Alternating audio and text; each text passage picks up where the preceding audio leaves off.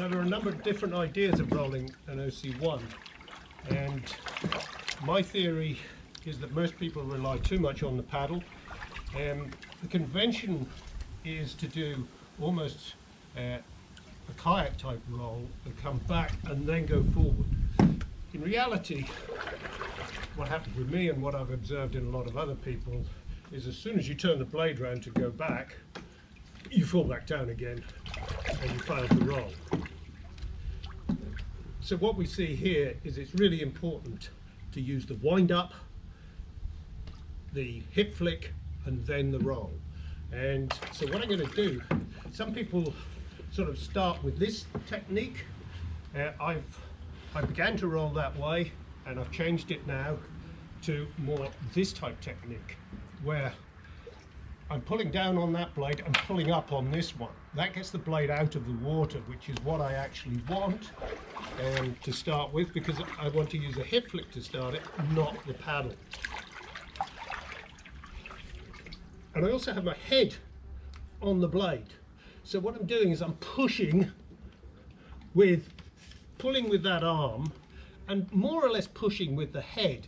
I try not to push too hard, don't think it's any good for your neck, but just keep the pressure on as you come round, and it's a pretty good technique and it seems to work. So I'll try and set up in a way that should be visible,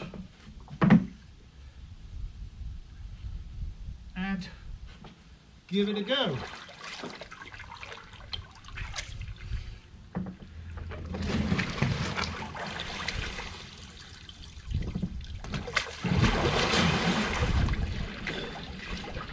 And so I've come up simply on the blade to that point, and I finished there with my head into the boat.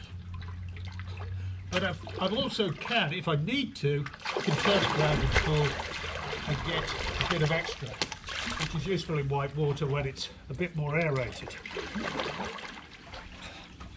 A good exercise to start with is to practice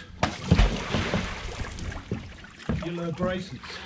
But the important thing is to always finish up with the head in the front buoyancy area. It's nice and soft, so the closer your face is, get it in there, and you've got far more chance of coming up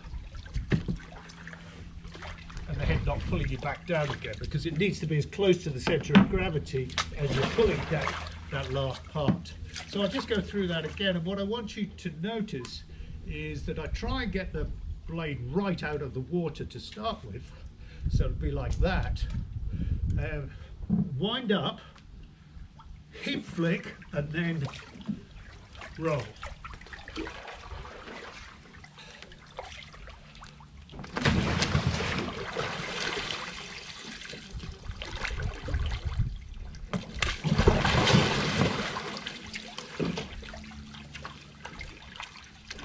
And that's how to do an OC1 roll.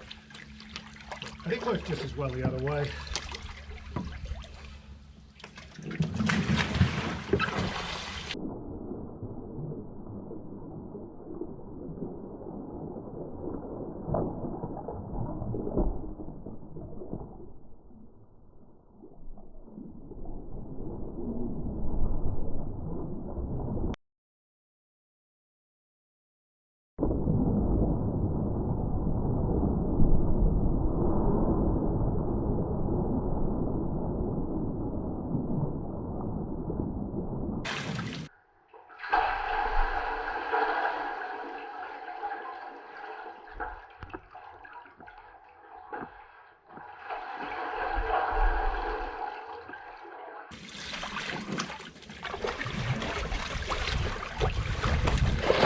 So now, let's have a look at how we roll a full toy.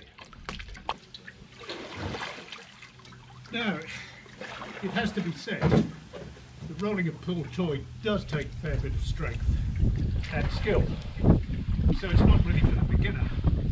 And what I've found is that one of the most important aspects here is the pressure inside the thing. And it's best to get that up to about 15 psi, because if you don't, it's very difficult to lock your legs into the side in order to roll it. But you're liable to fall out of the thing. So, with that said, I find that using a single blade is more effective. We use the same sort of technique as with the OC1 and same sort of paddle style, and we go for it. I'll try and get the position where you can see what I'm doing. Perhaps over here. And rolling it over can be a bit of a challenge in the first place.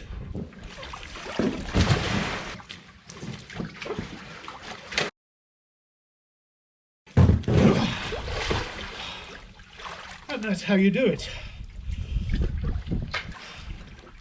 I hope you've enjoyed the video. You didn't really believe I could burrow that, did you?